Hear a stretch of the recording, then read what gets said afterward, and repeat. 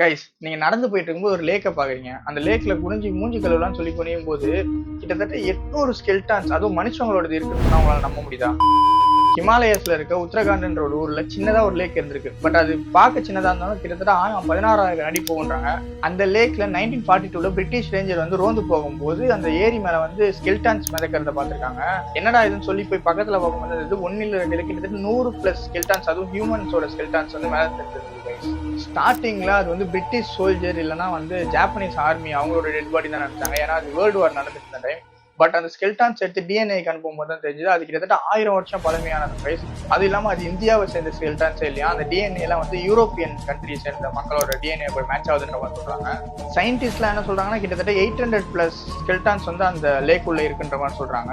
But இப்போ வரைக்குமே யாருக்குமே தெரியல யூரோப்ல இருந்து எதுக்கு அவ்வளவு பேர் இங்க வந்தாங்கன்ட்டு. அப்படியே வந்திருந்தாலும் எப்படி ஒரே இடத்துல 800 பேர் செத்தாங்கன்றதும் யாருக்குமே தெரியல.